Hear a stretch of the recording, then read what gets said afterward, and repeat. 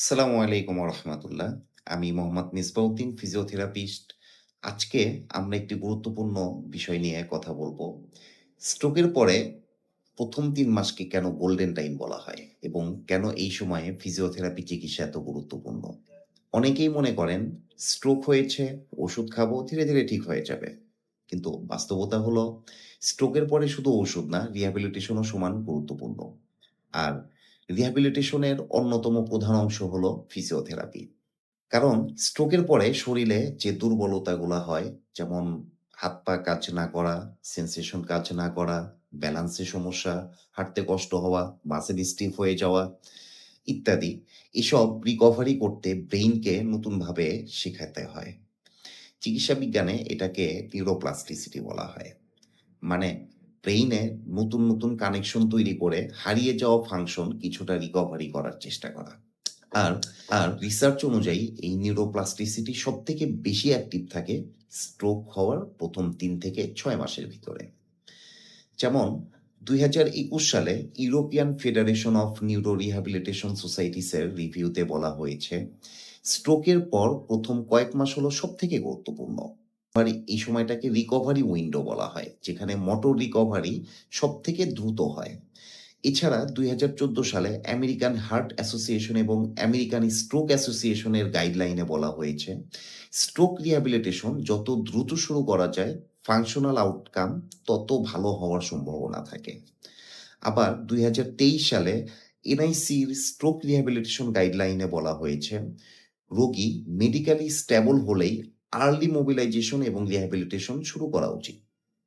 কারণ রোগী যদি দীর্ঘদিন বেডে পড়ে থাকে, সেক্ষেত্রে তার মাসেল ওয়াস্টিং বেড়ে যেতে পারে, জয়েন্ট স্টিফ হইতে পারে, কন্ট্রাকচার ডেভেলপ করতে পারে, নিউমোনিয়া, ডিপ ভেইন থ্রম্বোসিস সহ পেট সোরের ঝুঁকি থাকে।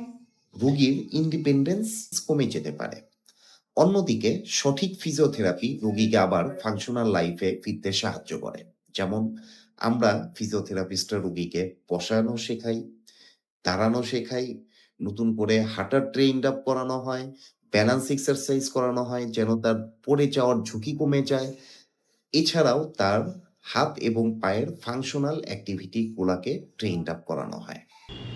এই প্রত্যেকটা জিনিসই রিহ্যাবিলিটেশনের অংশ। এখন একটি গুরুত্বপূর্ণ ভুল ধারণা আপনাদের সাথে শেয়ার করি। অনেকে বলেন ৩ মাস পার হয়ে গেলে আর উন্নতি হয় না। এটা পুরোপুরিই ভুল। প্রথম ৩ মাসে ইমপ্রুভমেন্ট সবথেকে দ্রুত হয়, কিন্তু রিকভারি এখানেই শেষ হয় না। গবেষণায় দেখা যায় নিয়মিত থেরাপি চালিয়ে গেলে ১ বছর বা তার পরেও ইমপ্রুভমেন্ট হওয়া সম্ভব। যেমন ২০২০ সালে প্রকাশিত বেশ কিছু নিউরো রিহ্যাবিলিটেশন স্টাডিতে লং টার্ম রিকভারি এর যথেষ্ট প্রমাণ পাওয়া যায়। তাই রোগীর পরিবার হতাশ হবেন না। আরেকটা গুরুত্বপূর্ণ কথা বলি, স্ট্রোকের চিকিৎসা কখনোই শুধু ফিজিওথেরাপি না, আবার শুধু মেডিসিনও না। এটা একটা মাল্টিডিসিপ্লিনারি ম্যানেজমেন্ট। এখানে মাল্টিডিসিপ্লিনারি ওয়েতেই অ্যাপ্রোচ করতে হয়। যেমন এইটাতে একজন neurologist, physiotherapist, occupational therapist, speech therapist, nutritionist সহ একটা মাল্টিডিসিপ্লিনারি টিম ইনক্লুড থাকতে হয়, যেন রোগী সর্বোচ্চ সেবা পেতে পারে।